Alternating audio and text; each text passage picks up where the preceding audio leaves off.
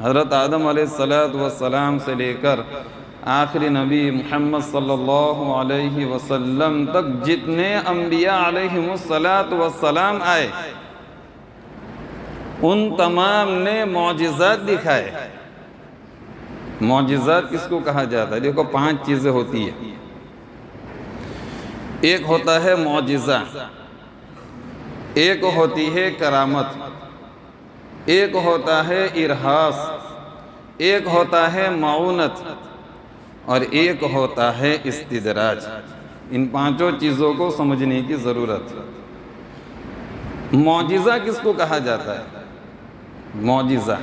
معجزہ کہا جاتا ہے نبیوں سے خلاف عادت کسی بات کا ظاہر ہونا، اس کو کہا جاتا ہے معجزہ۔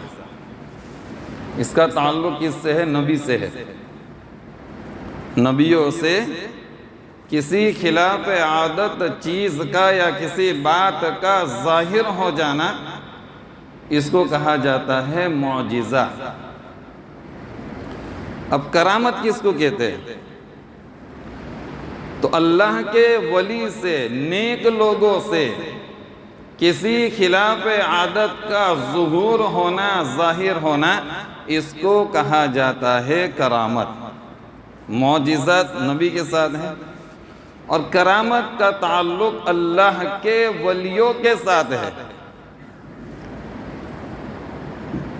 لیکن ہم مسلمان کم علمی کی وجہ سے اولیاء کرام کی کرامت کو بھی معجزات کہتے ہیں۔ اولیاء کرام کی کرامت کو بھی ہم کیا کہتے ہیں؟ معجزہ کہتے ہیں۔ نہیں، کرامت کا تعلق ولیوں سے ہے، اور معجزے کا تعلق کس سے ہے؟ نبیوں سے ہے۔ اور جس طریقے سے نبی کے معجزات کا منکر کافر ہو جاتا ہے، اسی طریقے سے اولیاء کی کرامت کا منکر بھی کافر ہو جاتا ہے۔ اگر کوئی نبی کی معجزات کا انکار کر دے، میں نہیں مانتا، تو وہ کافر ہو جائے گا، خارج کیا اسلام سے نکل جائے گا وہ۔ اسی طریقے سے کرامت کا بھی اگر کوئی انکار کر دے کہ میں ولیوں کی کرامت کو نہیں مانتا، تو وہ بھی کیا ہو جاتا ہے؟ خارج ایمان ہو جاتا ہے۔ سمجھنے کی بات جو میں آپ کو بتا رہا ہوں وہ یہ ہے کہ کرامت کا تعلق ولیوں سے، اسے معجزات مت کہو، اسے کرامت کہو۔ اور جو نبی سے ظاہر ہوتے ہیں اس کو کہا جاتا ہے معجزہ۔ تو ایک ہوا معجزہ، ایک ہوئی کرامت، اور ایک ہوتا ہے ارہاس۔ ارہاس کس کو کہتے ہیں؟ تو نبیوں سے، نبوت سے پہلے، نبی بننے سے پہلے کسی خلاف عادت بات کا ظاہر ہونا، اس کو کہا جاتا ہے ارہاس۔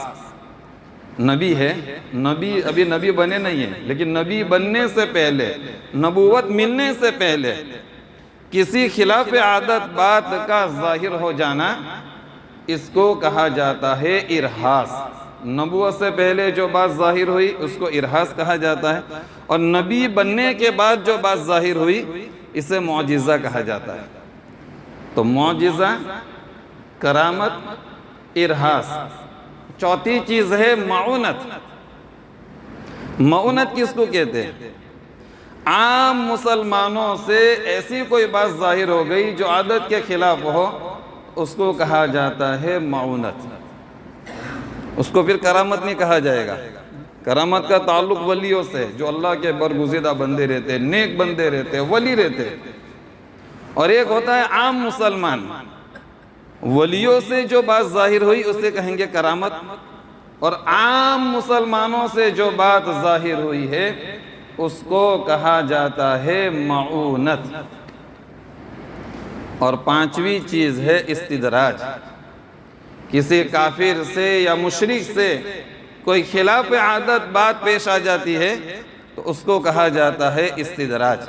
کوئی کافر، جیسے حضرت خواجہ معین الدین چشتی علیہ رحمہ کے سامنے آتا جادوگر جےپال، ہوا میں اڑاتا، پتھر برسا، نہ جانے کیا کیا چیزیں اس نے اپنے جادو کے ذریعے سے ظاہر کی۔ وہ یا تو وہ جادو ہے یا وہ پھر کیا ہے؟ استدراج ہے۔ اس سے کرامت نہیں کہا جائے گا۔ اسے کرامت نہیں کہا جائے گا. تو میں